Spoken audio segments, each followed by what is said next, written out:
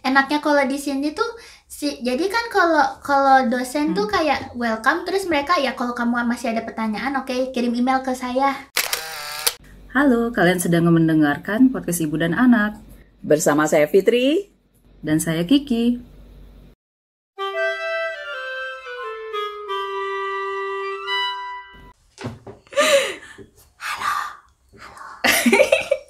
Selamat datang di podcast Ibu dan Anak yang baru. Tapi hari ini edisi anak-anak.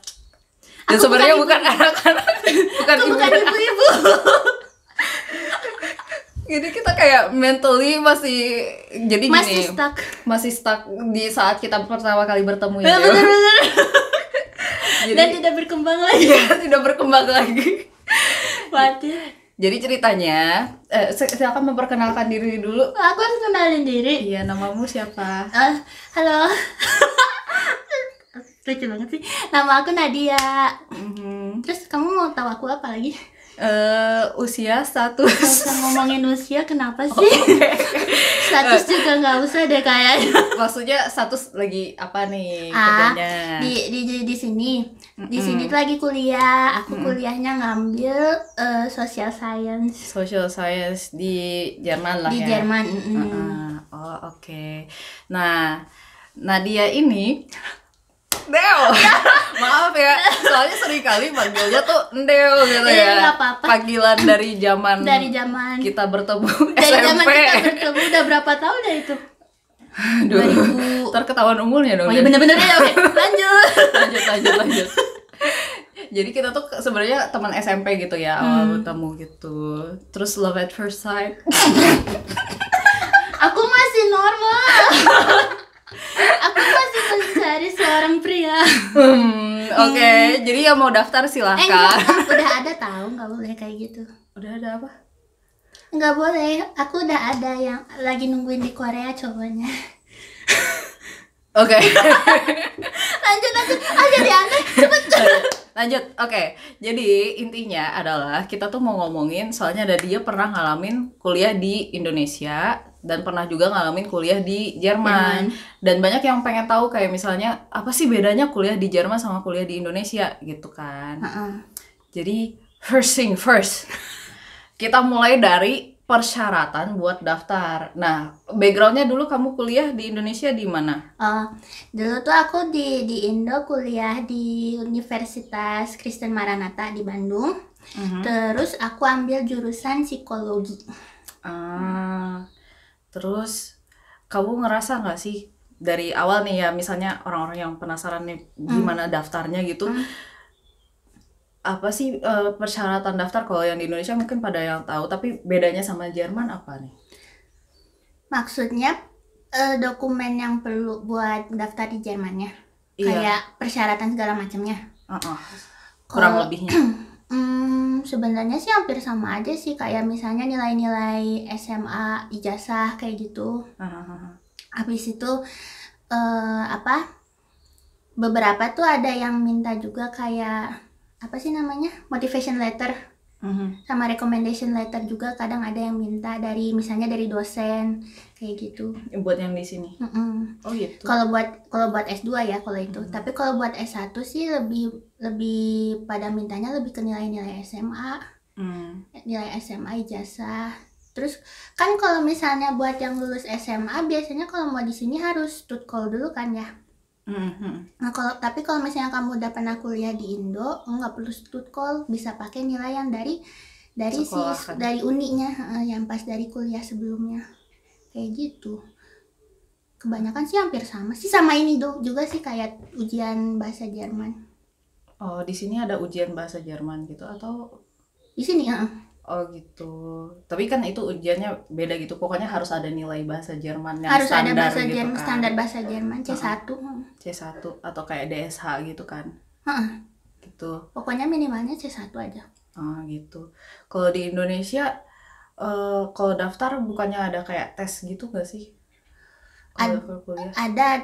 Kan kalau misalnya yang negeri kan ada yang jalur yang ketahuan dong nanti kalau udah tuanya, soalnya istilahnya udah beda sama sekarang. Udah beda ya? Udah beda tahu, aku lupa istilahnya yang sekarang apa namanya. Ya pokoknya itulah ya. Jadi kalau dulu tuh, kalau di Indo kan kalau buat yang negeri ada dua cara. Ada yang misalnya bisa daftar langsung dengan nilai dari SMA-nya. Kalau misalnya emang terfilter udah bisa masuk ke universitasnya, ya udah masuk. Tapi kalau misalnya gagal, nggak masuk melalui jalur yang nilai doang, berarti nanti ada ujiannya kan. Ujian buat masuk ke universitas negeri kayak gitu. Terus kalau buat, kan kebetulan kalau aku kan swasta, kuliahnya di universitas swasta. Kalau Maranatha tuh ada beberapa jalur sih sebenarnya. Pertama ada kayak yang jalur yang cuma dari nilai doang. Dari nilai itu aku lewat jalur itu. Kalau dulu masuk lewat jalur itu, kalau udah masuk ya udah masuk aja. Tapi kalau misalnya nanti ada misalnya gelombang 1, gelombang 2, nah gelombang 1, gelombang 2, gelombang 3 itu ada ujian yang apa sih, kayak matematika, terus yang ujian apa kayak biologi apa segala macamnya.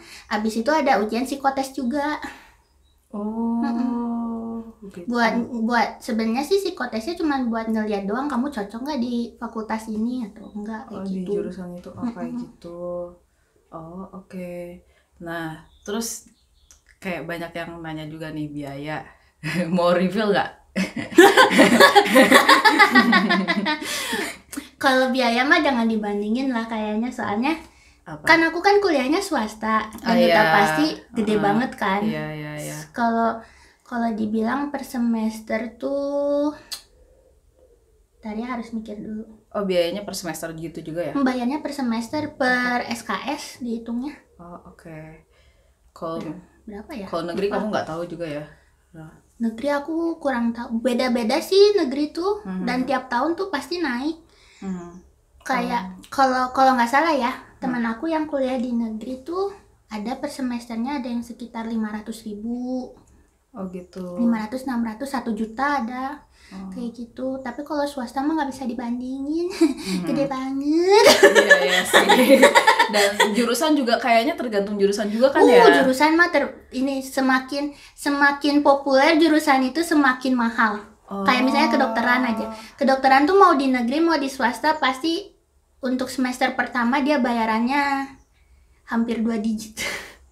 2 digit JT juta gitu. Terus 2 digit JT. Kalau 2 digit euro kan lumayan murah kan? Enggak, jangan disamakan dengan euro. Oke. Gitu. Kalau misalnya ini uang masuk, kalau misalnya, tapi itu kalau ngomongin uang masuk gitu, belum sama uang SPP gitu, ada uang masuk kan kalau misalnya? Iya, itu yang uang masuk itu yang masuk. Kalau misalnya yang kayak kedokteran uang masuknya nyampe 2 digit JT itu. Oke. Mungkin sama kayak biaya kalau misalnya kita buat perpanjang visa yang kita harus punya berapa di account gitu kan. Itu hampir sama. Okay. Hampir sama biayanya seperti itu. Oke. Soalnya, tapi kalau kita kan buat perpanjang visa kan uangnya kan akan menjadi uang biaya hidup kita gitu. Bedanya gitu kali ya. Terus informasi dan transparansi dari kampus. Nah, kalau misalnya informasi tuh mudah nggak sih mendapatkan informasi kuliahnya? Susah di Jerman, susah nggak atau sama di Indonesia untuk mendapatkan informasi? Misalnya informasi webline, tentang kuliahnya. Tentang kuliahnya, tentang gimana programnya, gimana. Sebenarnya lebih transparan di sini sih daripada yang di Indo. Kalau di Indo tuh kayak masalahnya persyaratan aja kayak gini aja. Temen aku tuh sekarang lagi daftar buat S2 di Indo. Daftar lanjut psikologi. Dan dia daftarnya juga di uni yang sama. Nah, terus tuh ada persyaratannya harus ini. Terus kadang tuh ada keterangannya ini tuh bisa dikumpulkan selama nanti kuliah gitu. Jadi kan berarti nggak perlu di awal, tapi nanti setelah masuk kuliah dia bisa ngumpulin gitu. Pas udah masuk kuliahnya dia baru bisa ngumpulin gitu, atau sebelum atau pas kuliahnya gitu kan. Tapi ternyata pas dia udah ngasih dokumen-dokumen, Terus si yang administrasinya minta mana dokumen yang ini, loh bukannya itu bisa dikumpulin selama kuliah ya, nanti aku masuk terus nanti aku bisa kumpulinnya pas nanti juga gitu. Enggak, kalau ini harus di awal. Loh tapi kok beda di sama yang di websitenya, kayak gitu loh. Kadang suka ada yang, makanya kalau buat yang Indo tuh lebih enak nyari informasi sama kakak kelas atau yang emang yang udah kuliah di situnya gitu, enaknya kayak gitu. Karena infonya mereka lebih detail. Soalnya mereka udah ngalamin sendiri gitu ya. Dan kadang komunikasi sama administrasinya juga kadang suka susah kan kalau di Indo. Kalau di sini misalnya kita ngirim email bisa langsung dapet jawaban kan. Enaknya kayak gitu kalau di sini. Nah kalau di Indo nggak kayak gitu. Oh enggak. Susah. Susahnya kenapa? Nggak bisa langsung nelpon atau apa gitu? Kalau nelpon bisa sih, tapi ya kayak gitulah, kadang suka lempar-lemparan kan. Oh gitu. Cuman ada beberapa universitas yang emang bisa langsung jawab, karena biasanya universitasnya kan kalau di Indo suka ada yang bagian administrasi gininya udah jelas gitu kan bagian-bagiannya. Nah itu ada beberapa yang emang bisa jelas ngasih jawaban, tapi ada beberapa yang suka ngelempar-lempar, jadi kita nggak tahu jawaban yang benernya kemana gitu loh. Oh kayak gitu. Oh pantesan itu ngejawab pertanyaan aku, kenapa orang-orang tuh kayak bingung banget kayaknya nyari informasi kuliah di Jerman tuh harus ke student kayak gitu, padahal kan udah tercantum misalnya di universitasnya atau kayak website yang mudahnya kayak kuliah di Jerman kayak gitu kayak DAAD atau gimana. Aku ngerasa kayak itu informasi kalian bisa dapet gitu, ada semuanya online kalau gitu. Kalau yang Jerman ya emang biasanya suka lebih lengkap, tapi ya gitu kadang tuh emang lebih enak dapet dari orangnya langsung sih. Jadi biar dapat tips and triknya juga. Oh gitu, oke. Baru ngikutin. Terus biaya kuliah, udah ngikutin ya, udah ya. Biaya kuliah yang di Indo sih aku baru nyebutinnya. Oh iya sih. Tapi di sini mah udah tahu kan? Iya, mungkin penonton belum tahu. Sebenarnya itu tergantung sama kalian kuliahnya di mana juga gitu kan. Nggak semuanya sama. Nggak semuanya sama. Misalnya ada yang kuliahnya tuh misalnya kayak di kota-kota kayak di sini kan di satu negara bagian ini NRW itu kayaknya 300-an nggak sih biaya kuliahnya itu. Bener-bener. Iya, tapi itu udah termasuk sama semester tiket. Kalau di tempat aku tuh semester tiketnya yang aneh kayak gitu. Kalau misalnya pengen tahu nanti ada linknya di kayaknya pojokan sini deh. Di sini. Kayak gitu di atas. Aku lupa pojok sini atau sana, itulah. Ya udah kamu nunjuk ke aku sini. Nah, terus jadinya kayak udah biaya segitu, tapi itu 1 semester dan kita biasanya nggak dipungut biaya lain kan. Bener. Udah kayak gitu aja udah gitu. Fix gitu. Udah fix. Kalau di Indonesia ada biaya per semester juga kan ya? Iya, per semester. Terus tapi ada kayak biaya embel-embel plus-plusnya juga nggak sih? Tergantung. Oh, tergantung jurusan gitu. Bukan tergantung jurusan sih. Biasanya kadang tergantung jurusan atau tergantung universitasnya kalian kuliahnya di mana. Iya. Itu aja sih. Oh, oke. Kalau sini sih udah fix kayak per udah semester fix, segitu gitu. Dan kerennya di sini kayak kemarin aja ya pas masuk semester 2. Jadi ternyata tuh pas semester 1 aku tuh bayarnya kelebihan. Oh iya. Transfernya kelebihan, tapi sama mereka didatain kamu lebihnya berapa. Jadi aku cuman bayar kurangnya doang. Keren tau? Iya sih, kalau enggak sayang kan? Iya. Wah, kok kamu bisa kelebihan sih? Enggak tahu. Padahal aku udah transfernya bener. Mungkin aku tuh bayarnya sebelum dikasih potongan, makanya jadi kelebihan. Oke. Lumayan kan? Terus, nah kuliahnya tuh kayak gimana sih? Berapa lama kuliah? Kayak gimana kuliahnya gitu? Berapa lama kuliahnya kayak gitu? Kalau di Indonesia secara tertulisnya berapa lama? Biasanya kalau kalau regel studiennya mah sebenarnya 4 tahun sih. Oh, 4 tahun ya? 4 tahun. Standarnya 8 gitu? semester. Oh, oke. Tapi secara keseluruhan kebanyakan anak-anak tuh pasti nambah 1 semester biasanya. Di Indonesia? Minimal 1 semester pasti nambah. Iya sih. Karena buat ini sih skripsi. Oh iya. Jam sendiri buat skripsi. Kalau di Jerman itu standarnya kalau di universitas, kalau program yang program yang BSC pokoknya gelarnya gitu, Bachelor of Science gitu, bukan yang law atau farmasi atau medicine kayak gitu-gitu. Itu biasanya 3 tahun kan Regal Student Site-nya. Terus BSC BA juga sama. Iya, BA juga kayak gitu. Gelarnya ya, BSC atau BA. Terus nambah berapa tahun ya tergantung studennya doang. Iya. Kalau di sini tuh enaknya kayak apa sih? Jadi kita kan seenak hati aja kan mau ngambil berapa, ya ada lah minimal kreditnya per semester ada kan kadang. Tapi seenak hati aja kamu mau ngambil mata kuliahnya yang apa dulu gitu loh. Enaknya di situ. Cuman ya harus ini aja sih, konsisten aja. Kalau kamu emang pingin lulusnya cepet ya berarti 30 kredit itu harus didapetin per semesternya. Terus kalau misalnya kuliahnya gimana? Kalau di sini kalau ikutan lecture itu kan gak ada absen. Mau ikut, kalau misalnya enggak ya udah nggak apa-apa. Yang penting kalian nulis ujian lulus kayak gitu kan. Bener kayak gitu. Terus kalau misalnya di Indonesia ada absen kalau lecture? Ada. Kalau kebetulan tuh pas aku kuliah di Indo yang masuk sistem baru. Jadi aku kayak kelinci percobaan buat sistem baru gitu loh. Sistemnya emangnya barunya kayak gimana? Jadi tuh kalau yang pas angkatan aku yang atas itu masih kayak lebih longgar lah sih aturannya. Jadi kayak untuk apa? Misalnya kayak gak diketatin harus wajib setiap hari masuk gitu. Mereka punya 3 kali jatah izin kayak gitu. Itu dibolehin. Nah kalau yang pas jadwalnya yang pas angkatan aku itu udah ketat banget. Jadi kayak kamu tuh cuman boleh izin kalau misalnya sakit, dirawat di rumah sakit, terus ada anggota keluarga yang meninggal, sama ada anggota keluarga yang nikah kayak gitu. Itu juga 3 kali dikasih jatahnya 3 kali, tapi ya ketat gitu, harus kasih surat keterangan gitu. Urusannya ribet gitu. Urusannya ribet. Abis itu kalau yang angkatan atas mereka minimal dapat nilai C. C itu sekitar 65 sampai 70. Itu C kalau nggak salah. Oh gitu. Nah, kalau angkatan aku C itu nggak lulus. Oh gitu. Jadi minimal B. 71 ke atas itu baru lulus. Oh oke. Terus kalau nggak lulus gimana? Kalau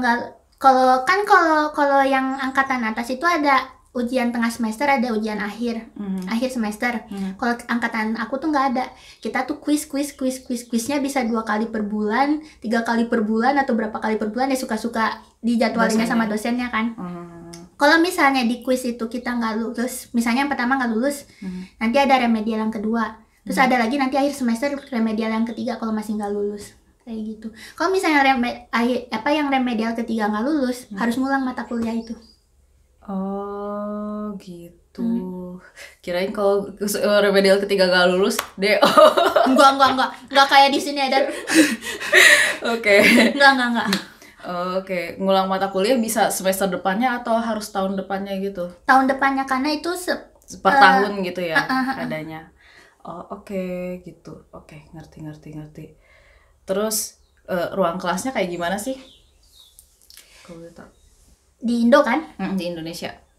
Kalau di Jerman kan ruang kelas sebenarnya tergantung gitu ya. Tapi seringkali tuh kok either kayak seminar room. Kalau seminar room mungkin kayak kelas gitu biasa ya, kayak ada meja terus ada kursi kayak gitu, dan mungkin cuma ada kapasitasnya 20 sampai 30 orang kalau seminar room. Itu kalau kelasnya kecil, dan kayaknya kalau di FH itu kelasnya juga kayak gitu sih, kecil-kecil. Kalau di universitas itu kayak hall gitu. Jadi kalau kalian auditorium atau auditorium gitu, jadinya tuh kayak kelasnya tuh kayak ada tangga-tangga kayak gitu. Terus kayak ada tempat duduk yang kayak bioskop gitu loh. Jadi bioskopnya kayak bisa dulu abis itu di depannya ada meja, jadi ada meja lipat gitu. Mejanya tuh kayak mungkin meja pesawat gitu lah ya. Bener-bener kalau di pesawat meja gitu gitu kan. Terus jadinya kayak gede gitu, terus kayak tangga gitu, berasa kayak stadion gitu.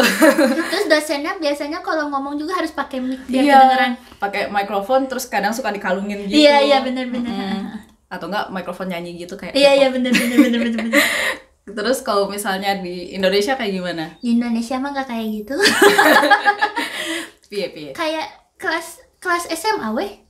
kelas SMA, tapi lebih gede. Cuman kursinya bukan kursi dan meja, tapi kursi yang ada mejanya gitu loh. Oh, kayak kursi kayak Primagama kayak. Kayak gitu, iya. Kayak gitu. Kayak lagi les gitu ya. Kalau misalnya mahasiswanya rada gede, kalau di kampus aku sih ada. Jadi kayak khusus ruangan buat yang mahasiswanya yang harus nampung kayak berapa 50 orang, 50 ke atas kayak gituan itu ada. Kayak tangga-tangga gitu juga. Tapi pakai kursinya yang Primagama juga. Oke. Jadi kayak cuma bentuknya aja kayak rada teater gitu, kayak rada tapi teater, tapi kursinya manually kayak gitu. Oke. Terus dosennya gimana? Beda nggak approach dosen ke student kayak gitu? Kayaknya nggak ada bedanya sih, sama aja kan, tiap orang juga punya style sendiri masing-masing kan. Iya sih, benar. Gak ada bedanya sih sebenarnya sih, sama aja. Iya sih. Tapi aku ngerasa, aku nggak tahu sih di Indonesia gimana, tapi kalau dosen di sini tuh sangat kayak welcoming sama pertanyaan, ide baru kayak gimana nih, ada pertanyaan nggak kayak gitu. Iya benar. Enaknya kalau di sini tuh jadi kan kalau dosen tuh kayak welcome, terus mereka ya kalau kamu masih ada pertanyaan, oke, kirim email ke saya. Dan pertanyaannya tuh biasanya open gitu, nggak perlu pertanyaan yang berkaitan sama mataku stofle yang ada di Vorlesungnya itu, tapi bisa kayak yang terbuka gitu. Misalnya kamu ada pertanyaan tentang suatu penyakit yang kamu nggak ngerti, tapi mengarahnya ke mata kuliah itu. Nah dia masih mau ngejawab kayak gitu loh. Iya. Aku ngerasa waktu itu aku pernah lecture gitu kan, terus yang kayak ngomongin apalah mungkin binatang gitu atau amuba atau apa gitu, terus kayak ada satu murid nih mahasiswa ini, tapi aku nggak sukanya dia banyak pertanyaan, oke gitu, bagus gitu, tapi pertanyaannya kadang ya nggak terlalu ngarah ke lecture-nya gitu kan. Terus itu aku Zoom lecture, terus kita yang lain pada bilang ini dong, ntar kita terhambat terus nih lecture-nya kayak gitu. Terus habis itu kita bilang ini nih, kalau kamu mau pertanyaan lebih lanjut kamu hubungin dosennya langsung aja kayak gitu.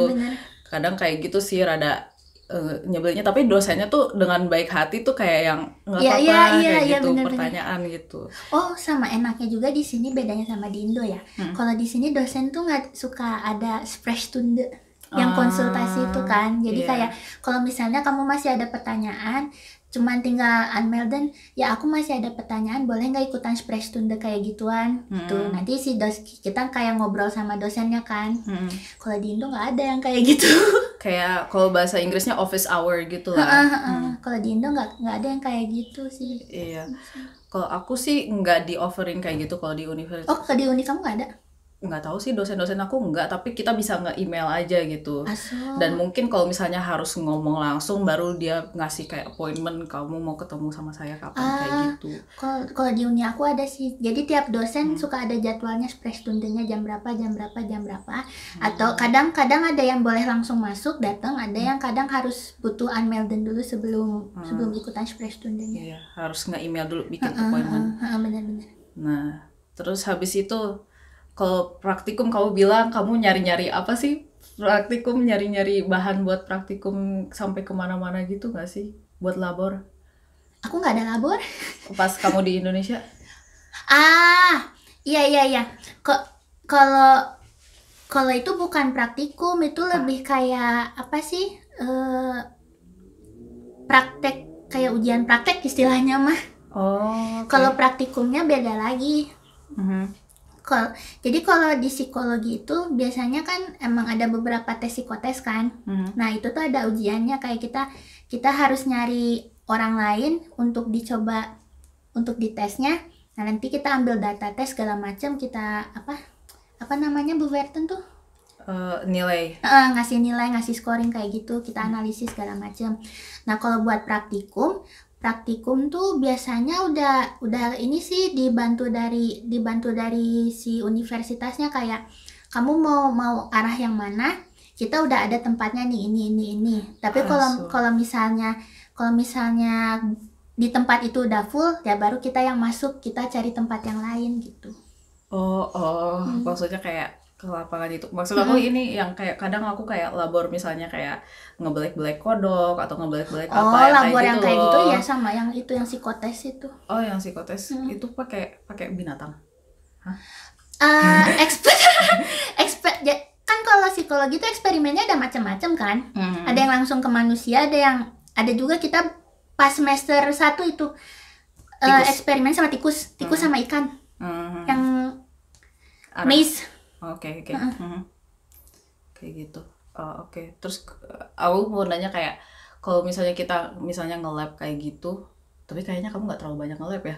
Soalnya kalau di aku tuh kayak kalau kita nge-lab kayak gitu tuh semuanya kita nggak ada biaya lagi untuk nge-lab kayak gimana gitu loh. Paling biaya apa maksudnya? Aku mikirnya kalau di Indonesia katanya kalau misalnya kita mau nge-lab apa gitu kita harus cari bahan sendiri kayak gitu-gitu. Ya nggak sih? Yang tikus juga nyari sendiri. Nyari sendiri tikus kayak gitu. Padahal itu praktikum yang wajib gitu. Praktikum yang wajib. Tikus nyari sendiri ke Kimia Farma belinya. Oh, gitu. Hidup. Ya hidup lah, gak mungkin gimana cara? Bentar kita kan mau nyobain biar si tikusnya tuh buat ini kan base-nya jalan kan. Gimana caranya kalau dia mati coba?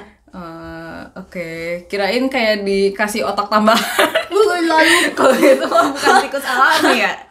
Oh, oke. Soalnya kalau kita kayak nge-lab gitu, kita tuh sebenarnya nggak dipungut biaya lagi kalau di Jerman.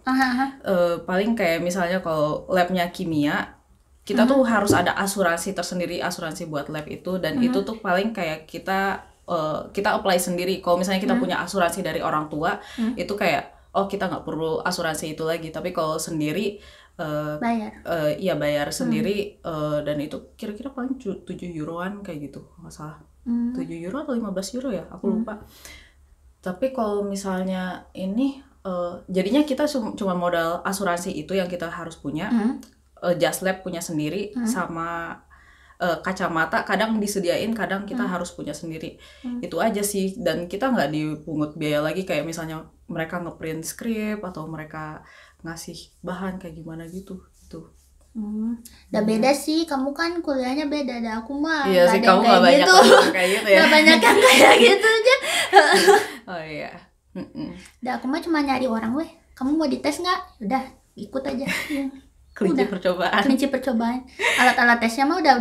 Alat-alat tes tuh sebenarnya juga harusnya bayar kan. Kalau misalnya kita mau ngetes orang, alat-alat tesnya kita harus beli. Tapi kan karena ini sebagai latihan, jadi udah disediain dari kampusnya, dari universitasnya. Oh gitu. Oke. Terus kalau di Indonesia tuh serunya dengar cerita-cerita KKN. Aku hampir belibet KKN. KKN. KKN. Aku tidak merasakan. Nggak merasain. Aku tidak merasakan KKN. Karena swasta gitu ya? Bukan karena swastanya, karena memang sudah sistem barunya. Jadi aku tidak merasakan KKN. KKN tuh biasanya kayak yang ke desa-desa, yang kemana gitu kan. Nah aku mah tidak. Sabar ya.